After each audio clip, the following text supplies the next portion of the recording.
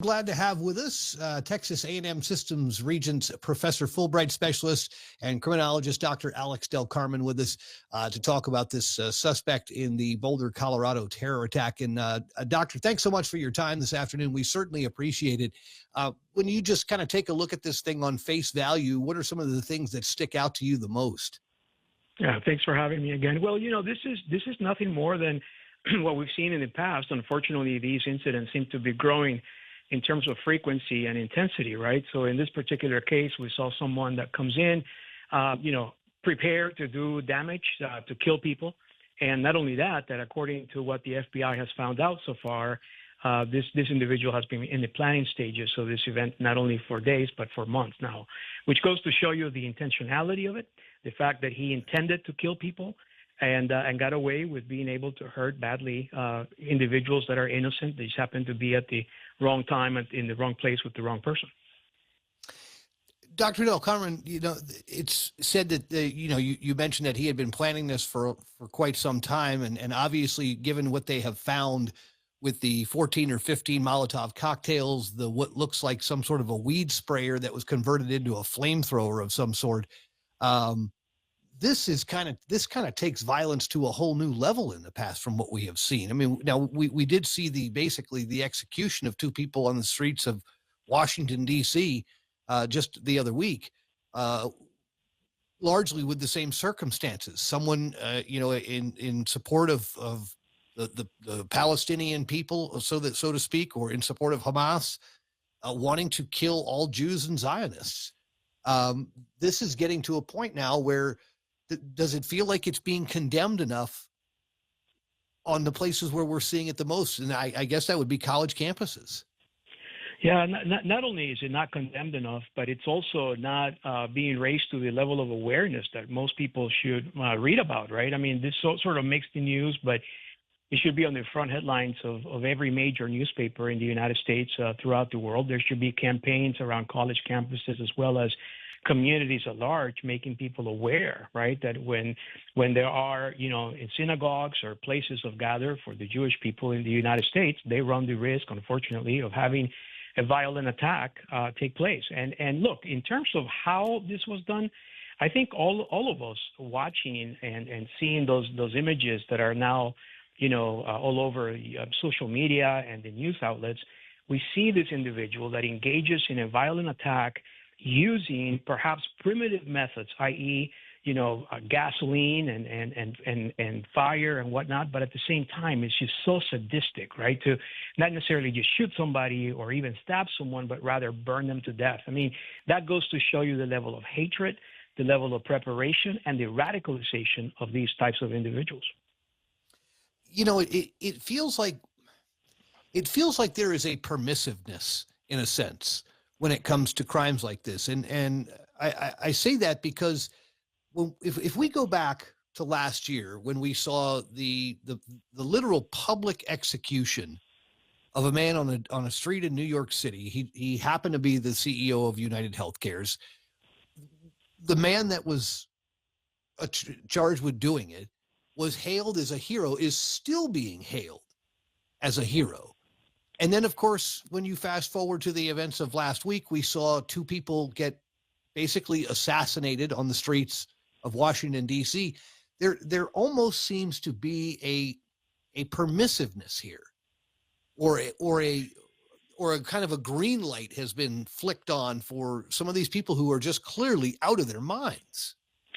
Yeah, I would agree with that. And not only that, would I, tell you, when I was studying to be a criminologist, over 3 decades ago, we were studying at the time people like Ted Bundy, and the fact that, the American public, not obviously not the majority of rational, decent individuals, but rather a small number of people were still romanticizing, the serial killers by even proposing marriage, or instead of calling him Theodore, they would call him a nickname like Ted. So we've seen that throughout the ages, but not necessarily to the level that we see it now, where it's not only an acceptance, it's also a promotion, right? So somehow these individuals, by engaging in these horrible acts of violence, all of which are ideologically based, they seem to be, now heroes, right? People are, replicating their pictures. People are filming themselves saying, if I would have met this person in the streets, I would have married them. I mean, just crazy stuff, right? That departs from normality. And what's really worrisome to me, as someone that has been part of the studying of violence for now almost 30 years, is that where are we going to stop, right? Where do we go from here? Right. I mean, what is Right. that future generation going to look like? I think we saw really kind of got the first glimpse of this, right after the Boston bombing, right? The Tsarnaev brothers, right? And the amount of sympathy that was poured out from certain subsects of our society, much like you said, they were throwing themselves at him. They were giving them money. They were offering them resource. They were offering them whatever they could, almost, elevating elevating these personalities in a sense. Absolutely. We had a case in the Dallas-Fort Worth area a few weeks ago where a young person, was killed by a fellow student, stabbed to death, right, in the middle of the track and field. And the family of the aggressor, the family of the suspect, has raised thousands of dollars, on fundme, now.com, and for this individual's defense. So instead of actually paying attention to the victim, instead of repeating the victim's name, instead of memorializing the victim and talking about how this poor guy was just out there for a school function, we're fantasizing how we're going to help out, defend, and perhaps be abstained from all, sins, the individual that actually perpetrated and committed this horrible act of violence in front of other people. It's just mind-boggling, right? So I mean, One thing is for everyone to watch the O.J. Simpson Bronco, for those of us that are old enough to remember that, right, and how he was interrupted by the basketball game at the time, and everyone seemed to be fascinated by what the outcome was going to be. One thing is to do that. Another thing is to actually pour money out to right. help individuals that are clearly within the context of the law, likely guilty of the crimes that they've been accused. I mean, and again, where do we go from here? What is the next 20 years going to look like? I think this also obviously puts a highlight on immigration, in the sense that this guy had overstayed his visa. He was supposed to be out of the country back in March. His visa expired. He was given some sort of an extension, but again, it doesn't seem like there's any sort of vetting going on. It seems like if you would have done any digging whatsoever, it might have been fairly easy to find out that this guy was probably not somebody you wanted here to begin with.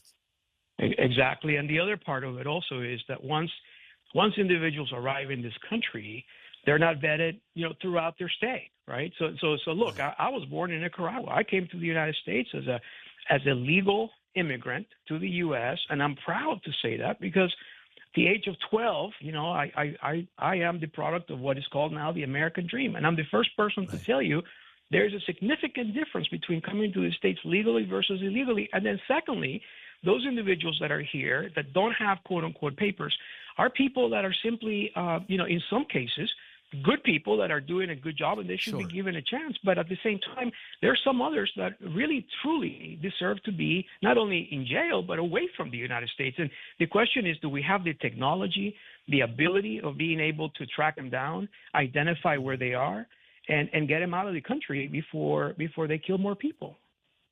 And when they come in, or when they have come in by what could be the thousands, right? Because I mean, for 4 years, the borders were, I think to describe them as porous would be an understatement.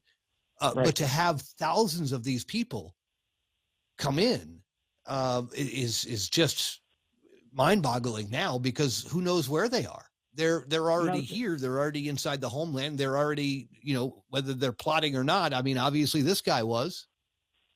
Yeah, not only that we actually give money to the countries that have been hosting these individuals and sending them across the border illegally. Like look at, for instance, at what happens in Nicaragua, where the United States continues to have quote unquote normal relations, or did under the previous administration, and yet the government of Nicaragua, Ortega, was making about $1,000 a head of individuals that were coming through from Africa to Managua and then on to Mexico and crossing the border. That has not even been highlighted in the news yet. So these are thousands of people coming to this country, some of whom, as I said before, have ill intent, have criminal backgrounds, and are coming here to perpetrate and to kill Americans. And so at the end of the day, we've looked the other way for 4 years. It's really, really time to get serious about this and figure out a way to identify those that are already in country, to be able to identify who they are. And if they have a criminal record, zero tolerance for them. They need to go to jail or get out of here. There we go. My guest this afternoon, Dr. Alex Del Carmen, Texas A&M University System Regents Professor, a Fulbright Specialist, and criminologist. And Professor, always great to have you on with us, and certainly appreciate your perspective. Thanks for having me.